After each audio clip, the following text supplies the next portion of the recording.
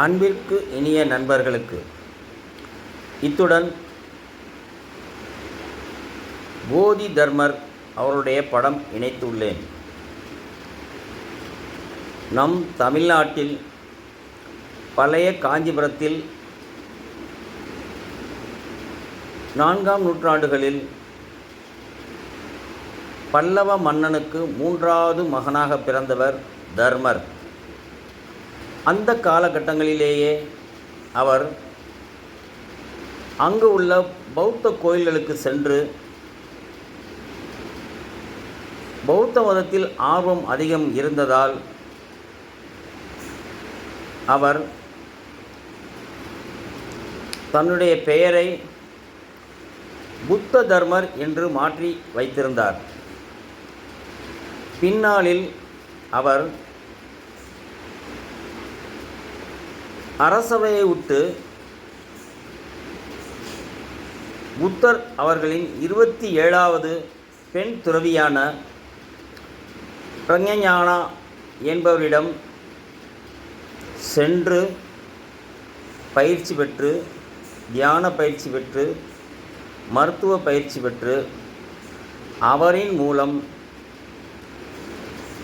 போதி தர்மர் என்ற பெயர் வழங்கப்பட்டது. அவருடைய ஆசீர்வாதம், அவரிடம் தீட்சை வாங்கி பிறகு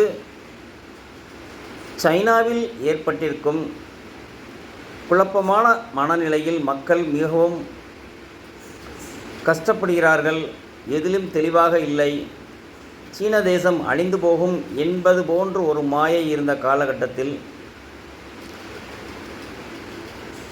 பெண் துறவியிடம் வந்து அந்த நாட்டு மன்னர் தாங்கள் எங்கள் நாட்டிற்கு வந்து எங்களுடைய நாட்டில் உள்ள பிரச்சனைகளை தீர்க்க வேண்டும் என்று கேட்டபொழுது அவர், நான் வரவில்லை, இந்த துறவியை, வீரத்துறவி போதி தர்மரை அனுப்பி வைக்கின்றேன் என்று அனுப்பி வைத்த 28வது புத்த ஜன் அவர்தான் போதி தர்மர்.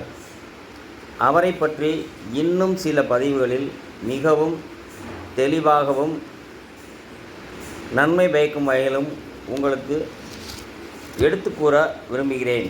நன்றி. என்னுடைய சேனலை இதுவரை சப்ஸ்கிரைப் செய்து கொள்ளாதவர்கள் சப்ஸ்கிரைப் செய்து கொள்ளுங்கள். மேலும் நண்பர்களுக்கு ஷேர் செய்யுங்கள். நன்றி.